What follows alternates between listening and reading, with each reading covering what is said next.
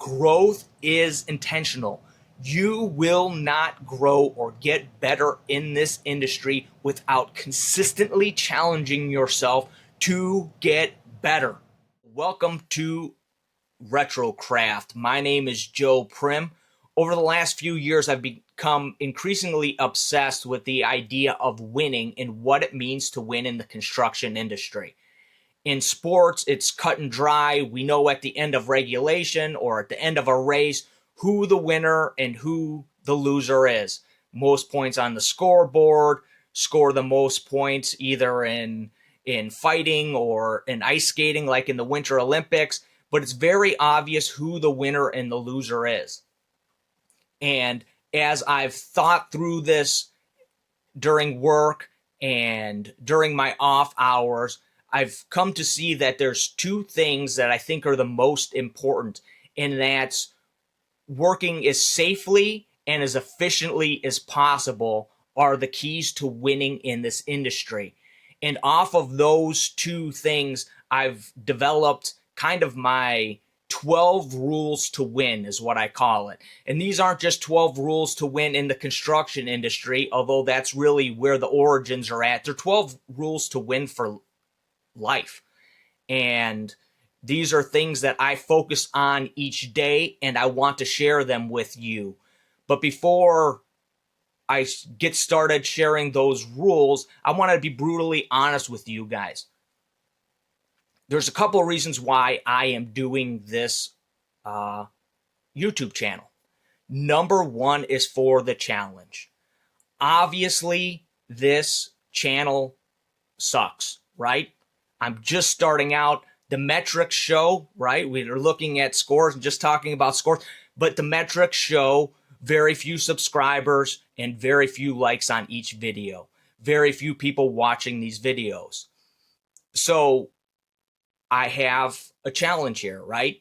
Either I have the option to quit or I have the option to dig deep and get better. Like an apprentice, you only can get better through experience, through putting out crummy videos, through finding your voice, through understanding the message that you're trying to convey and finding the right way to bring that message to people. It's a challenge for me. It's my personal challenge to move out from one thing that I'm great at and have a lot of experience in to something that's completely new, completely different, and it is a challenge.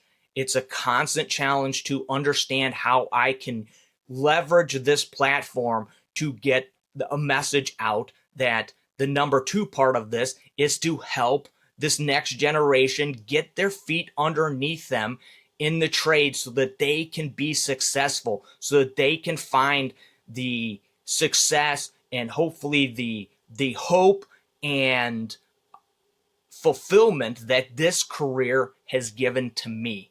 I truly am doing this in order to help you guys.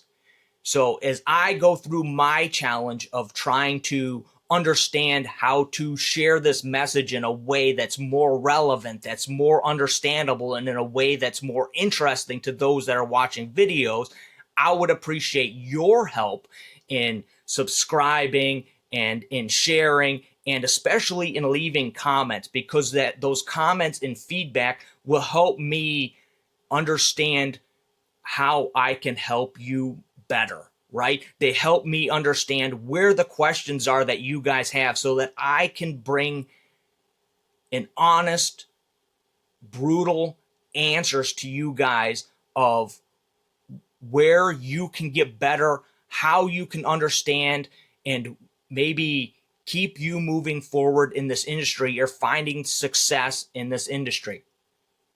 All right, let's get into the 12 rules to win.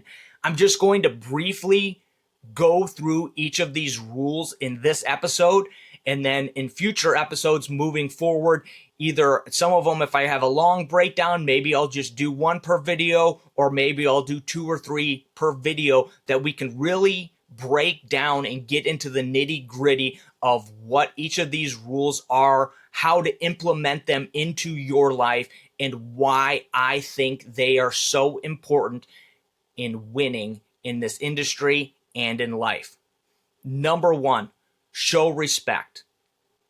This is where it starts. If you can't respect others, you cannot respect yourself. Believe me, there are plenty of people in this industry that I don't like, and probably even more that don't like me. But that list of people that I don't respect in this industry is very, very short, because at the very least, I respect everybody that shows up on the job site because they are there with me to accomplish the mission of finishing the project. They have a different trade maybe they're involved in, or a different way of looking at things, or a completely different skill set than me, but they still got up early in the morning each and every day like me to get better and to learn their trade and to apply themselves in moving a project forward. And for that reason alone, I can show them respect. And if you don't respect yourself, you're really going to struggle with the rest of the rules to win. Number two, take ownership. What you say and what you do is yours. You own it. Whether it be a mistake, fess up to the mistake. No lies. Take ownership of the mistake. If it's something you say and later you realize that, you know what, it was inappropriate, or it was wrong, it was offensive, you hurt somebody's feelings, or you set yourself up not the way that you want to be moving forward, then apologize. I had one foreman that I worked for that every once in a while he'd get stressed out and he'd snap on people. And you kind of never knew when it was going to come, but almost always it was he had his reason. But what I respected about what he did is before the end of the day, each time I always saw him go up to that journeyman and apologize for losing his temper and for getting upset. And this is something that happened all the time or every day, but I appreciated the fact that he owned his mistake. He owned the fact that he had been out of line and took ownership of it. Number three is listen. Your actions speak louder than words. I used to hear that over and over and over again from my mom and dad. Your actions speak louder than your words. Your actions speak louder than your words. It's smashed into my brain through years and years of repetition. And you will be judged by your actions. I know plenty of people in this industry that can talk a good game, and they think that they're on top because of the way that they're able to play themselves off. But the reality is, behind their back, the people that either can support them and help push them forward or hold them back know what they are and who they are. You can only fool people for so long. This also goes into asking questions and listening for answers and making sure that you're very clear on what the instructions are or what the direction is versus just hearing what people have to say because you know how you want to respond. We'll dig into that deeper in a different episode. Number four, drop your ego. You are not more important than the project. I have seen some of the craziest things with where people's egos, one person's ego, could completely bring a huge project to a stop because they thought they were bigger than the project. And over time, when this repeats itself, it's disgusting to see when you know what it is. When you can put the label on it that this guy's ego is slowing down or bringing this project to a stop, it is one of the worst things problems that we have in this industry because it stops the momentum of a project moving forward. Number five, embrace the hardship.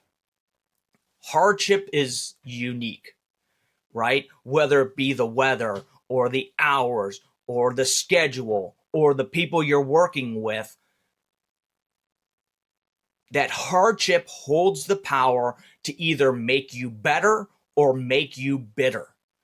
So if you embrace that hardship and realize what it can do and the power of that hardship, you can use that hardship to make you better, to make you stronger, to help you become more confident in what you're doing.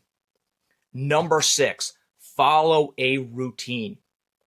This is something that I have learned the hard way through the years, but what I've come to realize that if I can control the controllables, if I can control 80 to 85%, even 70% on some days of what's going on that's within my realm of responsibilities, then when those crazy things come up, the chaos of the job site, the chaos of this world sneaks in, because I've already taken care of 70% or 80% of my responsibilities because it's just routine. Those don't tangle you up and trip you up the same way as if you don't have a solid routine to take care of and manage the things that you can control. Number 7, set your standards. These are your rules for you. These are your red lines that you know beforehand that you will not cross. These are things that you will never do.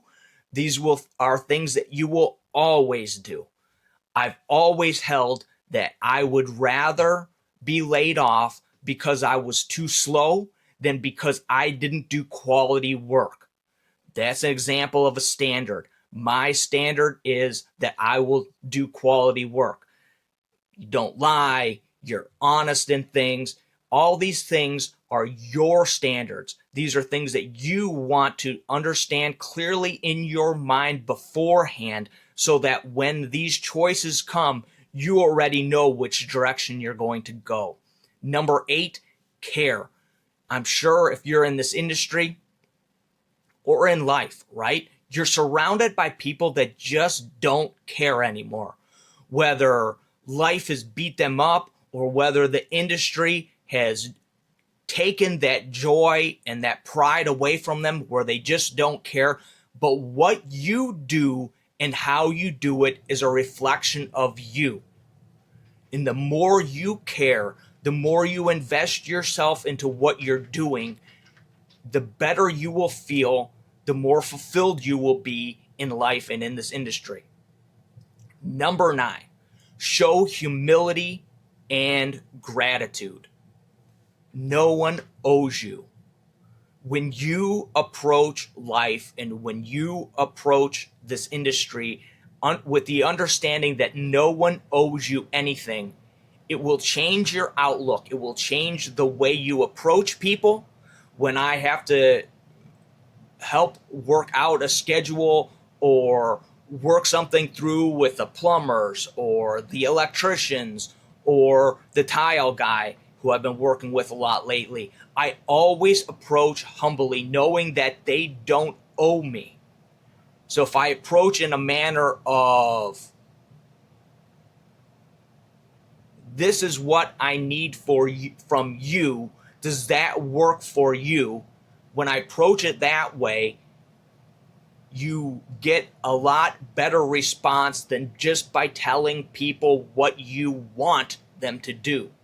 By explaining your need and why you need it done. And the second part of that with gratitude is understanding that they don't need to work with you. They have their mission and they have their things that they need to accomplish in their timeline and their schedule. And when they capitulate and work with you and find a solution that works for both people, you have gratitude because you realize that nobody owes you anything.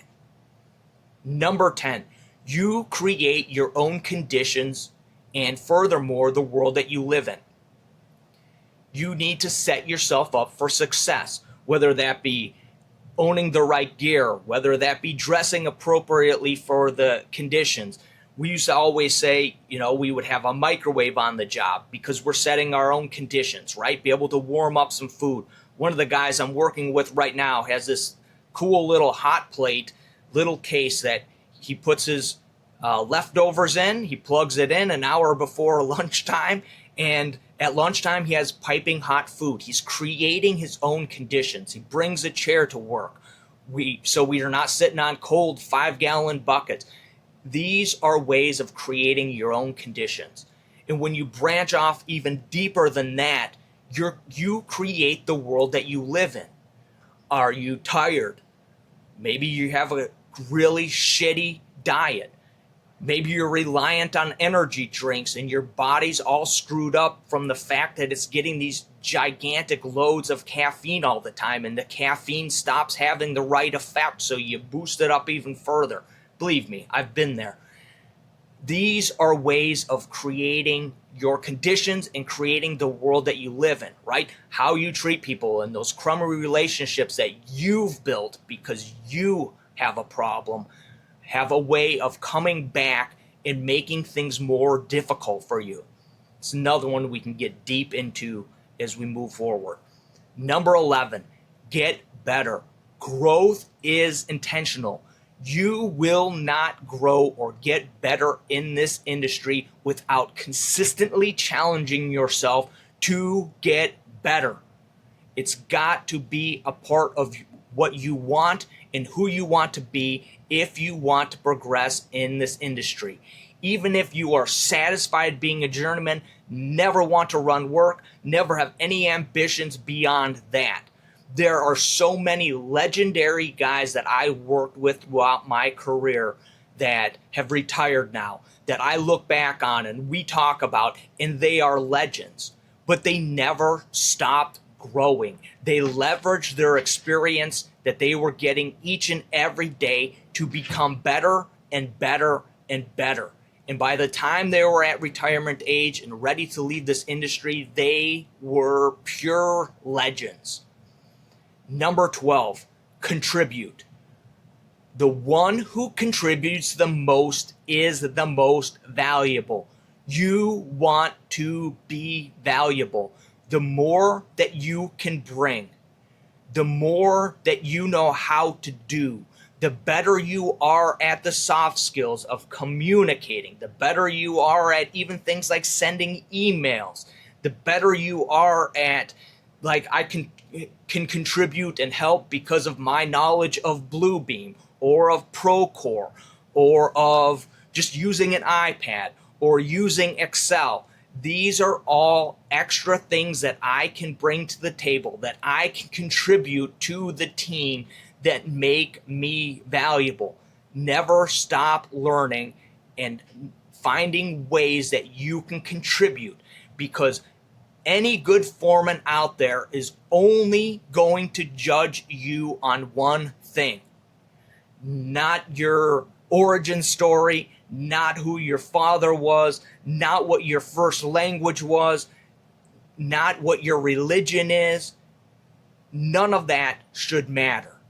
What matters the most is what you contribute. And if you are contributing in a good way, whether it be in your family or whether it be in your community, whether it be in your church, or whether it be on site, part of your crew and part of the bigger project of what's going on there, the more that you contribute, the more value you bring. So that's all I got. We'll dig into these deeper one by one or a few at a time. Until then, that's all I got. Let's get back to work.